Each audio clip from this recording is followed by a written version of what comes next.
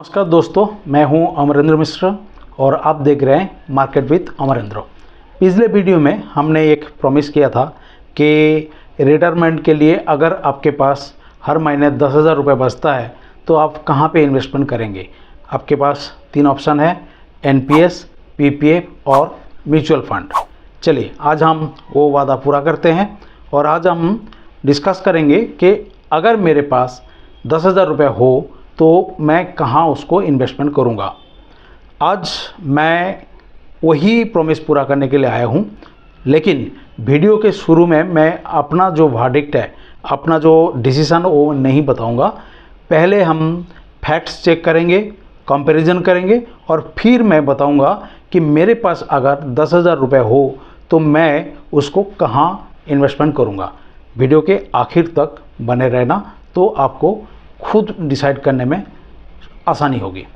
चलिए छोटे से स्टोरी से मैं शुरू करता हूँ। एक कैरेक्टर हम इंट्रोड्यूस करते हैं जिनको हम नाम देते हैं राजेश। राजेश की उम्र करीब 35 साल के हैं और उनकी मंथली सैलरी ऑलमोस्ट 80,000 के है। अब वो घर के सारे खर्चा करने के बाद मंथ के एंड तक 10,000 बचा पाते हैं बस।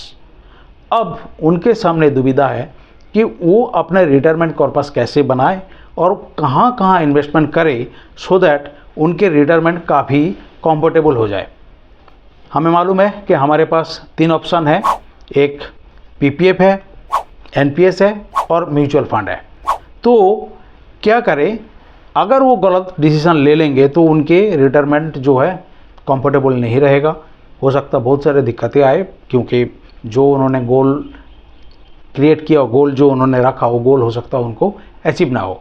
और अगर उन्होंने सही डिसीज़न लिया तो हो सकता है उनके रिटायरमेंट काफ़ी कंफर्टेबल हो। तो मैं आपसे एक सवाल पूछता हूँ कि अगर आपके पास 10,000 रुपये आए तो उस 10,000 को आप क्या करेंगे। क्या आप उसको खर्च कर देंगे, या फिर आप अपना जो मोबाइल है उसको अपग्रेड कर लेंगे, या फिर आप शॉपिंग के लिए चले जाएंगे। कमेंट करके बताइए नीचे। मैं हर एक का कमेंट पढ़ता हूं और कोशिश करता हूं उनके कमेंट का मैं रिप्लाई भी करूं। अब आते हैं हम कंपैरिजन में। तो कंपैरिजन करने से पहले मैं सिर्फ एक चीज़ क्लियर कर देना चाहता हूं, मैं किसी भी प्रोडक्ट को सही या गलत नहीं बताऊंगा, क्योंकि हर एक प्रोडक्ट का एक अलग अलग एडवांटेजेस है। और फाइनेंस में कोई एक प्रोडक्ट हर एक के लिए सूटेबल नहीं हो सकता, क्योंकि हर एक की एज ग्रुप डिफरेंट है, हर एक की रिस्क टेकिंग कैपेसिटी डिफरेंट है। तो इसीलिए एक प्रोडक्ट हर एक के लिए सही नहीं होगा। तो यहाँ पे सबसे पहले हम जो पैरामीटर्स के ऊपर कंपैरिजन करेंगे वो पैरामीटर्स है कि आपके एक तो हो गए आपके रिटर्न, दूसरा हो गए रिस्क, तीसरा फ्लेक्सिबिलिटी और चौथा हो गया लिक्विडिटी और साथ में टैक्स बेनिफिट। अब यहाँ पे सबसे पहले हम तीनों प्रोडक्ट क्या क्या वो डिस्कस करते हैं। पीपीएफ जो है वो एक गवर्नमेंट बैक्ड आपके investment plan, savings plan.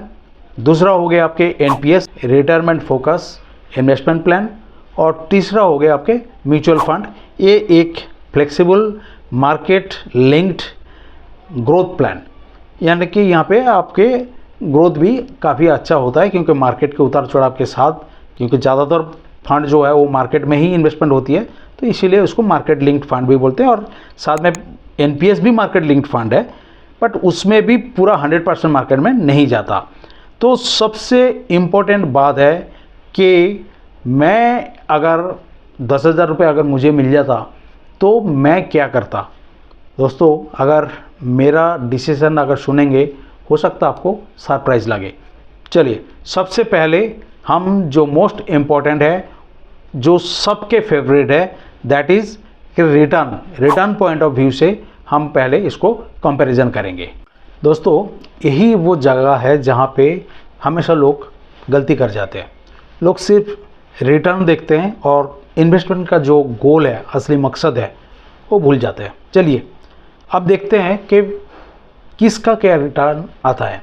PPF ये आपके government backed long term investment product है। यहाँ पे जो इसके इंटरेस्ट रेट है ये गवर्नमेंट डिसाइड करते हैं, तो इसीलिए इसका रिटर्न रिलेटिवली स्टेबल होता है। और क्योंकि ये मार्केट के साथ लिंक्ड नहीं है तो इसलिए यहाँ पे रिटर्न ऑलमोस्ट पहले से प्रेडिक्टिव है। अब आते हैं एनपीएस। एनपीएस जो है ये आपके मार्केट लिंक प्रोडक्ट जो आपको ऑलरेडी पता है, मार्केट के साथ साथ इसकी रिटर्न भी डिपेंड करता है। मार्केट अगर अच्छा अगर रिटर्न जनरेट करेगा तो एनपीएस के भी रिटर्न काफ़ी अच्छा बन सकता है। अब म्यूचुअल फंड जो है ये देखा जाता है कि ये ज़्यादातर केस में लॉन्ग टर्म में काफ़ी अच्छा वेल्थ क्रिएट करता है, क्योंकि इसको काफ़ी एक्टिवली मैनेज किया जाता है और ये मार्केट अगर अच्छा रिटर्न जनरेट करेगा तो इसका भी रिटर्न काफ़ी अच्छा होता है।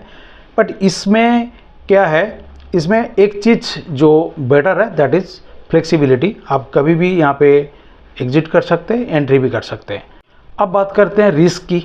देखिए, अगर मार्केट 10% गिर जाता है तो आपके पोर्टफोलियो भी गिर जाएगा, आपके इन्वेस्टमेंट गिर जाएगा। तो नॉर्मली जो अलग अलग प्लान का जो इन्वेस्टर्स है उनके ऊपर क्या इम्पैक्ट आएगा। पीपीएफ का जो इन्वेस्टर है उनको मार्केट के साथ कोई लिंक नहीं है, कोई रिस्क नहीं है। गवर्नमेंट ने जो उनको रिटर्न फिक्स कर दिया वही रिटर्न उनको मिलेगा, तो उनसे मार्केट चाहे ऊपर जाए नीचे जाए कुछ फ़र्क नहीं पड़ता। एनपीएस का जो इन्वेस्टर्स है उनको इन्फेक्ट पड़ेगा, बट उतना ज़्यादा नहीं है, क्योंकि वो डायरेक्टली उतना ज़्यादा एक्सपोजर मार्केट में होती नहीं है। और जो म्यूचुअल फंड है, खासकर जो इक्विटी लिंक्ड जो म्यूचुअल फंड है, जो कि सारे के सारे जो कॉर्पस वो इक्विटी में इन्वेस्टमेंट करते हैं, ऐसे म्यूचुअल फंड को काफ़ी ज़्यादा इम्पैक्ट पड़ेगा, क्योंकि मार्केट अगर गिर जाए तो उनके जो पोर्टफोलियो वैल्यू है वो भी उसी अकॉर्डिंग गिर जाएगा। तो अगर मैं आपको एक सवाल करता हूँ कि आपके इन्वेस्टमेंट अगर 10% गिर जाता है तो आप क्या करेंगे? क्या आप बेच के निकल जाएंगे इसका, या फिर आप इन्वेस्टमेंट आप कंटिन्यू करेंगे? इसका जो आप जवाब देंगे ना वो आपके रिस्क प्रोफाइल बताता है। आते हैं लिक्विडिटी के बाद। लिक्विडिटी हमने एक कैरेक्टर इंट्रोड्यूस किया था, राजेश, याद है आपको? अब राजेश को कुछ इमरजेंसी आ गए, फंड की रिक्वायरमेंट आ गई। अब राजेश कुछ इन्वेस्टमेंट को लिक्विडेट करना चाहता है, तो वो क्या करेंगे? अगर उन्होंने म्यूचुअल फंड में इन्वेस्टमेंट कर रखा है तो उसको लिक्विडेट कर सकता है, बट अगर उन्होंने पीपीएफ में कर रखा है, पीपीएफ का विथड्रॉल के अलग लिमिट होता है और उसके भी लॉक इन पीरियड होता है, और वो लॉन्ग टर्म इन्वेस्टमेंट प्रोडक्ट है, इसीलिए वहाँ पे भी फंड्स विथड्रॉ करने के लिए अलग रूल है। एनपीएस क्योंकि ये रिटायरमेंट ओरिएंटेड प्रोडक्ट है तो यहाँ पे भी आपके विथड्रॉ करने की अलग अलग रूल आपको फॉलो करना पड़ेगा। तो ये सारे आपके क्राइटेरिया है जिसको देख के आपको इन्वेस्टमेंट का प्लान करना चाहिए। अगला जो क्राइटेरिया दैट इज़ टैक्स। लोग ज़्यादातर टैक्स सेविंग के पॉइंट ऑफ व्यू से इन्वेस्टमेंट करते हैं। देखिए, हर एक जो प्रोडक्ट है, पीपीएफ हो, एनपीएस हो या फिर म्यूचुअल फंड हो, इन हर एक का टैक्स ट्रीटमेंट यानी कि टैक्स बेनिफिट अलग अलग है, वो आपको पहले समझना पड़ेगा। और अगर चाहे तो इसके ऊपर मैं एक डिटेल वीडियो भी बना सकता हूँ, अगर आप नीचे कमेंट करके बताएं तो मैं आगे इसके ऊपर वीडियो प्लान कर सकता हूँ। पर मैं हमेशा बोलता हूँ कि कोई भी इन्वेस्टमेंट करने से पहले आप सिर्फ टैक्स के मद्देनज़र आप इन्वेस्टमेंट नहीं करेंगे, आपके गोल को पहले सेट करेंगे। टैक्स अगर उसमें आपकी सेविंग हो रहा है तो वो आपके बोनस पॉइंट है। अब तक हमने कंपेयर किया रिटर्न, रिस्क, लिक्विडिटी और टैक्स पॉइंट ऑफ व्यू से। अब सिर्फ सवाल बाकी है कि राजेश अपना जो 10,000 रुपये है वो कहाँ पे इन्वेस्ट करे, और अगर मेरी जगह होते तो मैं उस 10,000 को कहाँ पे इन्वेस्ट करूँगा। तो दोस्तों, अब वक्त आ गया जिसके बारे में हमने पिछले वीडियो में भी प्रॉमिस किया था और इस वीडियो के भी स्टार्टिंग में हमने बताया था कि मेरे पास अगर 10,000 रुपये इन्वेस्टमेंट करने के लिए हो तो मैं क्या करूँगा। सबसे पहले मैं एक बात क्लियर कर देना चाहता हूँ कि फाइनेंस में कोई भी एक सॉल्यूशन हर एक के लिए एप्लीकेबल नहीं होता। आपकी एज, आपके इनकम, फैमिली रिस्पॉन्सिबिलिटी, आपके कोई एग्जिस्टिंग इन्वेस्टमेंट हो और आपके रिस्क लेने की कैपेसिटी हो, उसके ऊपर ही आपके इन्वेस्टमेंट प्लान तय किया जाता है। तो जो भी मैं बताऊंगा वो मेरा दिमाग के एक एग्जाम्पल समझ सकते हो, बट ये जो एग्जाम्पल है ये हर एक के लिए सूटेबल नहीं होगा। चलिए अब हम बात करते हैं कि अगर मेरे पास 10,000 रुपया हो तो मैं क्या करूँगा। अगर मेरा एज 35 साल होता और मेरा रिटायरमेंट को 20 से 25 साल दूर होता तो मैं इस 10,000 को किसी एक प्रोडक्ट में इन्वेस्टमेंट नहीं करता, मैं इसका एक बैलेंस पोर्टफोलियो बनाता। अगर मुझे रिटायरमेंट और डिसिप्लिन इन्वेस्टमेंट करना हो और साथ में टैक्स का भी बेनिफिट पाना हो तो मैं कुछ पोर्शन जो है मैं एनपीएस में इन्वेस्टमेंट करूंगा, कुछ पोर्शन मैं वेल्थ क्रिएशन के लिए म्यूचुअल फंड में इन्वेस्टमेंट करूंगा। इसका मतलब ये नहीं है कि मैं पीपीएफ को भी इग्नोर कर जाऊंगा, क्योंकि पीपीएफ एक आपको स्टेबल और फिक्स रिटर्न देता है, तो इसलिए कुछ पोर्शन मैं पीपीएफ में भी इन्वेस्टमेंट करूंगा। इसका मतलब क्या निकला कि इसका मतलब निकला कि मेरा जो पोर्टफोलियो बनेगा वो एक बैलेंस पोर्टफोलियो बनेगा। तो मेरा फोकस जो है हमेशा बैलेंस के ऊपर रहेगा। तो दोस्तों मैं बहुत सारे लोगों को जब डिस्कशन करता हूँ सारे पूछते हैं कि सर एक बात बताइए तो फिर बेस्ट इन्वेस्टमेंट क्या है। मैं हमेशा बोलता हूँ कि बेस्ट इन्वेस्टमेंट नाम का कोई चीज़ होता ही नहीं है।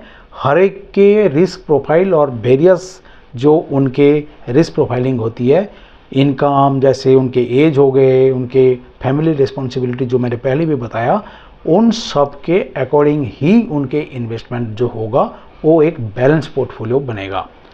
अब ज़्यादातर लोग क्या कर जाते हैं, कुछ कॉमन मिस्टेक्स कर जाते हैं। सबसे पहला जो मिस्टेक है वो इन्वेस्टमेंट शुरू ही नहीं करते। उनको हमेशा ये होता है कि अगले साल कर लेंगे, इस साल थोड़ा सा खर्चा ज़्यादा है, इस साल छोड़ देते हैं, अगले साल कर लेंगे। वो अगले साल आता ही नहीं। तो वो एक मिस्टेक जो है ना हर कोई कर जाता है। दूसरा मिस्टेक जो होता है कि हर साल प्रोडक्ट बदल देना। अगर वो इन्वेस्टमेंट स्टार्ट भी कर दिए हो, किसी से सुन लिया कि म्यूचुअल फंड में फलाना वाले जो स्कीम है वो बहुत अच्छा रिटर्न दे रहा है, अगले साल उसमें ज़्यादा पैसा डाल देंगे, या फिर किसी साल पीपीएफ में डाल देंगे या फिर एनपीएस में डाल देंगे। तो उनको हमेशा एक लॉन्ग टर्म स्टेबल व्यू रख के कंटिन्यूअस इन्वेस्टमेंट करते जाना है। कोई अपना पोर्टफोलियो जो है उसको रिशफल नहीं करना। तीसरा जो गलती कर जाते हैं कि दूसरों को देखकर इन्वेस्टमेंट करना।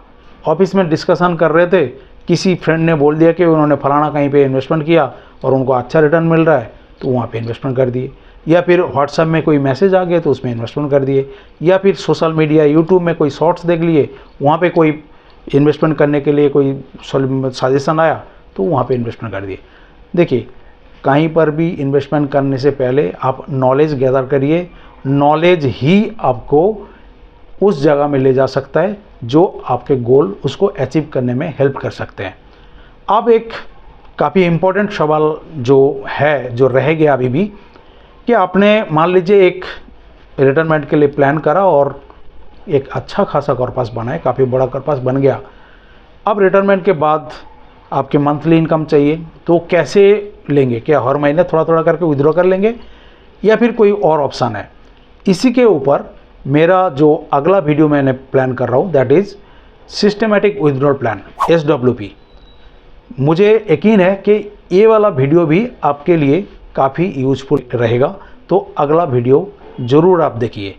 और आज का वीडियो अगर आपको यूजफुल लगा और यहाँ से कुछ क्लैरिटी मिला तो इस वीडियो को ज़रूर लाइक करिए और कमेंट में बताइए कि अगर आपके पास 10,000 रुपया हो तो आप उसको कहाँ इन्वेस्टमेंट करेंगे, पीपीएफ, एनपीएस या फिर म्यूचुअल फंड में। मैं कमेंट ज़रूर पढ़ता हूँ और हर एक को मैं रिप्लाई करने का कोशिश भी करता हूँ। तो यहाँ तक अपने आ गए तो वीडियो को आप सब्सक्राइब ज़रूर करिए। मार्केट विद अमरेंद्र को आप साथ में रखिए। मिलते हैं अगले वीडियो में। नमस्कार।